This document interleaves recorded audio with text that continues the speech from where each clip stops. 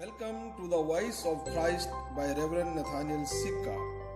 आप सभी का वॉइस ऑफ क्राइस्ट चैनल पर स्वागत। प्लीज सब्सक्राइब करें, लाइक करें, कमेंट करें और शेयर करें ताकि मुझे पता हो कि आप मुझे सुन रहे हैं। Thank you. हेलो मित्रों, प्रभु यीशु मसीह के नाम में आप सभी को जय मसीह की। और आज मैं प्रायश्चित के सिद्धांत पर अपने इस संदेश को रखना चाहता हूँ। प्रायश्चित का सिद्धांत पुराने नियम का सिद्धांत है और प्रायश्चित के सिद्धांत के बगैर प्रभु यीशु मसीह के क्रूस पर बलिदानों के द्वारा जो पापों की क्षमा हुई उसको बेहतर रीति से हम नहीं समझ पाएंगे। और यीशु मसीह के बलिदान के द्वारा जो पापों की क्षमा हुई वो कैसे हुई उसको समझने के लिए पुराने नियम के प्रायश्चित के सिद्धांत को समझना जरूरी है। प्रायश्चित जो शब्द है वो इब्रानी शब्द काफार से निकला है, जिसका मतलब ढांपना या छिपाना होता है। और प्रायश्चित शब्द का जो यूनानी शब्द है वो कायलागे है। कायलागे का मतलब होता है मेल मिलाप कराना। प्रभु यीशु मसीह परमेश्वर से मनुष्यों का मेल मिलाप कराने के लिए या परमेश्वर के साथ मनुष्यों की संगति को और अधिक प्रभावशाली बनाने के लिए अपने आप को बलिदान किया, ताकि उस बलिदान के द्वारा इंसानी जीवन के पापों की प्रायश्चित हो और इंसानी जीवन में पापों की क्षमा आए। अर्थात कि जो प्रायश्चित का मूल भाव है वो यही है कि यीशु मसीह के बलिदान के द्वारा पापों की क्षमा मनुष्य जीवन के अंदर में आई। अब इससे हम बेहतर रीति से आगे समझने का प्रयत्न करते हैं। अब जो प्रायश्चित का सिद्धांत था वो पाप निवारण विधान था और जो मूसा की व्यवस्था पर आधारित था। और प्रभु के वचन में जब हम पढ़ते हैं तो इस बात को सीखते हैं कि जो प्रायश्चित का सिद्धांत था, जो पाप निवारण विधान था, उसके द्वारा एक मनुष्य अपने पापों की क्षमा परमेश्वर के द्वारा अपने जीवन में प्राप्त करता था। और जो प्रायश्चित का सिद्धांत था वो बलि प्रथा पर या बलिदान के आधार पर ही निर्भर हुआ करता था। लय व्यवस्था और उसके 19 अध्याय के 21 और 22 पद को पढ़ेंगे तो उसमें लिखा हुआ है कि प्रायश्चित के लिए जरूरी था कि याजक के पास में जो पापी व्यक्ति है एक मेढ़ा लेकर आया या एक मेमना लेकर आए, और उस मेमने के द्वारा जो याजक है वो प्रायश्चित किया करता था और उस प्रायश्चित के द्वारा एक व्यक्ति के जीवन के अंदर में परमेश्वर के द्वारा क्षमा प्राप्त होती थी। तो जो प्रायश्चित का सिद्धांत प्रभु के जीवित कलाम में हम पढ़ते हैं उसके लिए जरूरी था कि जो बलिदान के लिए जो मेमना लाया गया है वो निर्दोष होना चाहिए और उसे वेदी पर उसके लहू को चढ़ाकर प्रायश्चित किया जाता था, जिससे कि पापों की क्षमा हुआ करती थी। अर्थात कि पापों की क्षमा के लिए छुटकारे शुल्क के रूप में एक मेढ़ा या एक मेमने का बलिदान चढ़ाना पड़ता था। उसका लहू परमेश्वर की वेदी में चढ़ाना पड़ता था। यदि हम लय व्यवस्था उसके 17 और 11 पद में पढ़े तो उसमें क्या लिखा है, क्योंकि शरीर का प्राण लहू में रहता है और मैंने उसे तुमको वेदी पर चढ़ाने के लिए दिया है कि अपने प्राणों के लिए प्रायश्चित करो, क्योंकि प्राण के कारण लहू से ही प्रायश्चित होता है। पुराने विधान के सिद्धांत जो कि प्रायश्चित का सिद्धांत है उससे अंतर्गत प्रभु के वचन में लिखा हुआ है कि कोई गुनहगार व्यक्ति है तो उसे अपने प्राणों को बचाने के लिए एक मेमने का प्राण अपने छुटकारे शुल्क के रूप में परमेश्वर को बलिदान करना पड़ता था। पुराने नियम का सिद्धांत है जैसा कि प्राण के बदले प्राण। तो यदि कोई इंसान गुनाह कर गया है तो उसकी सजा मृत्यु है, परंतु उसे उस सजा से बचने के लिए पाप निवारण के लिए अपने प्राण के बदले में एक निर्दोष मेमने की बलि परमेश्वर की वेदी में चढ़ानी पड़ती थी, ताकि उस बलिदान के द्वारा उसके पापों की क्षमा हो सके। अतः प्रायश्चित के विधान को पूरा करने के द्वारा एक व्यक्ति के जीवन के अंदर में पापों की क्षमा परमेश्वर के द्वारा आती थी। और जो प्रायश्चित का सिद्धांत था, परमेश्वर का वचन हमें बतलाता है 16 अध्याय लेवी व्यवस्था के अंदर में कि एक बड़ा महत्वपूर्ण, एक गंभीर सिद्धांत था। इस प्रायश्चित के सिद्धांत में जो याजक होता था उसे बड़ी तैयारी करनी पड़ती थी। उसे प्रायश्चित का जो पोशाक, पवित्रता का पोशाक होता था, उस पोशाक को या उस कपड़े को पहनना पड़ता था। उसे शुद्ध जल से स्नान करना पड़ता था और अपने आप को पूरी रीति से तैयारी करनी पड़ती थी। और पवित्र शास्त्र में लिखा है कि जिस व्यक्ति के लिए वो प्रायश्चित करने जा रहा है, उस व्यक्ति को एक निर्दोष मेमना लेकर आना पड़ता था ताकि उसके द्वारा उसका प्रायश्चित किया जाए। और निर्दोष मेमना का मतलब होता है कि किसी प्रकार से उस मेमने में कोई भी खामियां ना हो, वो बीमार ना हो और वो ना अंधा हो, ना काड़ा हो, ना लंगड़ा हो, लेकिन एकदम स्वस्थ हो, शुद्ध हो। तो उसे अपने पापों के प्रायश्चित के लिए जो पापी है वो याजक के पास में लाता था। और लिखा हुआ है कि उस दिन कोई भी काम उस पापी व्यक्ति के द्वारा नहीं किया जाता था और उसे उस दिन अपने आप को तैयार करना पड़ता था, अपने आप को दीन बनाना पड़ता था। और इस रूप में उसके लिए प्रायश्चित याजक के द्वारा किया जाता था। तब जाकर परमेश्वर की क्षमा उसके जीवन के अंदर में आती थी, तब जाकर वो क्षमा परमेश्वर की प्राप्त करता था।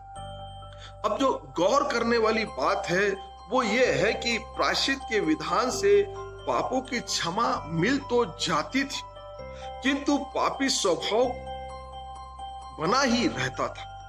अर्थात कि जो प्रायश्चित की विधि थी, विधान था, उसके द्वारा एक व्यक्ति के जीवन में पापों की क्षमा आ तो जाती थी, वो परमेश्वर के द्वारा क्षमा प्राप्त तो कर लेता था, लेकिन जो उसका पापी स्वभाव था वो निरंतर उसके जीवन पर बना रहता था।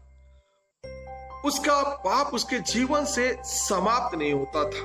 वो पुनः अपने जीवन में अपने पापी स्वभाव के कारण से पाप किया करता था। किंतु परमेश्वर क्या चाहता था कि एक इंसान जब पवित्र वेदी में आकर उसके लिए प्रायश्चित किया जाए और मेमने का बलिदान के द्वारा उसका प्रायश्चित हो, तो उसका जो बुरा स्वभाव है, इंसानी स्वभाव है, बुरा स्वभाव है, उसके साथ उसका भी त्याग हो, उसका भी बलिदान। लेकिन यहाँ पर केवल एक मेढ़े का बलिदान होता था, लेकिन एक व्यक्ति का जो पापी स्वभाव है वो उसके जीवन में बलिदान नहीं होता था, वो उसके जीवन पर बना ही रहता था। प्रायश्चित का सिद्धांत ठीक उस रूप में उनके जीवन के लिए था, जैसा कि एक पेड़ की शाखाएं काटी जाती है लेकिन जड़ मौजूद रहता है, और जड़ मौजूद रहने के कारण से फिर से वो शाखाओं को उत्पन्न देता है और फिर से शाखाएं फलवंत होने लगती है। तो पाप की जड़ बनी हुई थी, जिसके कारण से पाप फूटता रहता था, पाप फलवंत होता रहता था। तो प्रायश्चित के सिद्धांत के द्वारा केवल इंसान के पापों की क्षमा होती थी, लेकिन उसका जो पाप का स्वभाव है उसके जीवन के अंदर में बना रहता था। और परमेश्वर क्या चाहता था कि परमेश्वर चाहता था कि उसके लिए जब प्रायश्चित किया जाए तो उसका पापी स्वभाव भी बलिदान किया जाए, कि एक नया इंसान बनकर, निष्पाप बनकर अपने जीवन का निर्वाह करे, परंतु ये नहीं हो रहा था। और इसलिए परमेश्वर ने एक नई व्यवस्था बनाई, एक सहज व्यवस्था बनाई, ताकि इंसानी जिंदगी के ना केवल पापों के प्रायश्चित हो और वो क्षमा प्राप्त करे, लेकिन उसके साथ साथ उसका जो पापी स्वभाव है वो भी बलिदान हो। और इसलिए पवित्र शास्त्र में हम पढ़ते हैं कि उसने प्रभु यीशु मसीह का इंतजाम किया, ताकि प्रभु यीशु मसीह के द्वारा इंसानों के पापों का हमेशा की प्रायश्चित की जाए और उसका स्वभाव भी, जो पापी स्वभाव है, वो भी प्रभु यीशु मसीह के साथ बलिदान किया जाए। और उसके लिए परमेश्वर ने क्या किया? उसके लिए परमेश्वर ने प्रभु यीशु मसीह को इंसानों के लिए एक महायाजक बनाया, जो इंसानों की ओर से महायाजक बनकर परमेश्वर के सामने हमेशा के लिए प्रायश्चित करे। दूसरी बात, परमेश्वर ने प्रभु यीशु मसीह को वो मेमना बनाया, वो निर्दोष मेमना बनाया, जिसके लहू के द्वारा इंसानी जीवन के अंदर में पापों की क्षमा हो।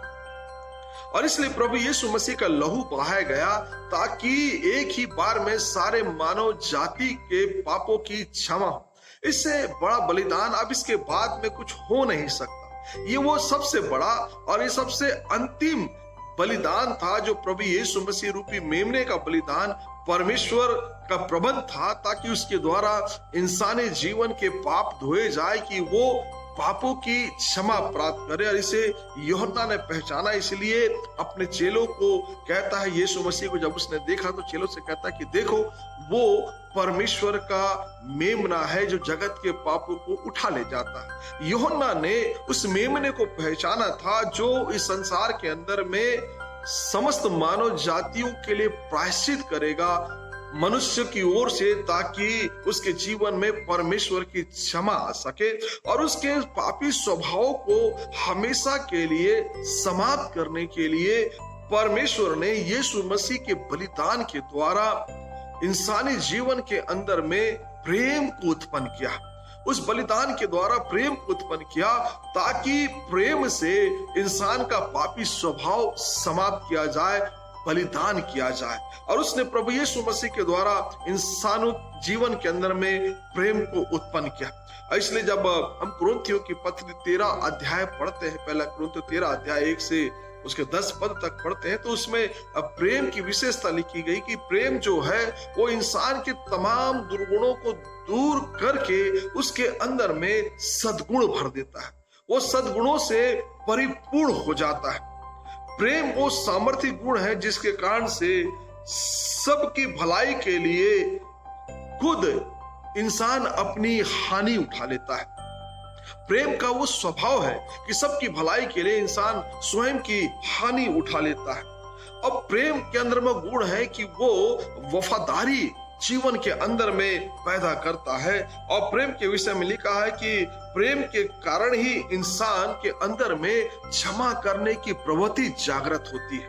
ये महत्वपूर्ण बात है कि यदि हमने प्रेम करना सीख गया, यदि हमने प्रभु के प्रेम को अपने जीवन में ग्रहण कर लिया, तो क्षमा करने की प्रवृत्ति हमारे जीवन में बढ़ जाती है। प्रेम है जो क्षमा की प्रवृत्ति को हमारे जीवन में अब पैदा करता है। और प्रेम ही वो गुण है जिसके कारण खुशी से एक इंसान दूसरे इंसान की भलाई के लिए प्राणों की हानि भी उठा सकता है।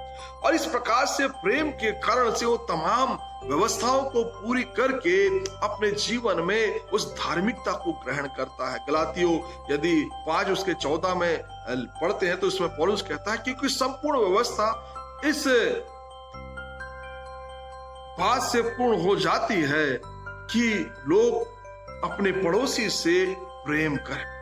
प्रेम का वो स्वभाव है जो हमारे जीवन की बुराई को मार देता है और हमें एक नया इंसान बनाता है। और परमेश्वर ने ना केवल प्रभु यीशु मसीह को महायाजक बनाकर भेजा कि वो रीति के अनुसार हमारे लिए प्रायश्चित करे, ना केवल उसे मेमना बनाया कि हमेशा के गुनाहों की क्षमा उस मेमने के लहू के बलिदान के द्वारा हमारे जीवन में हो सके, लेकिन उसके बलिदान के द्वारा अपने प्रेम को हमारे जीवन में उत्पन्न किया ताकि प्रेम के द्वारा हमारे जीवन के सारे दुर्गुण समाप्त हो और सद्गुण उत्पन्न हो कि उस सद्गुणों में हम परमेश्वर के अनुरूप अपने जीवन का निर्वाह कर सके। यह है प्रायश्चित का सिद्धांत जो प्रभु यीशु मसीह ने हमारे लिए पूर्ण कर हमारे जीवन के अंदर में एक नया जीवन दिया ताकि हम हमेशा के पाप से छुटकारा पाकर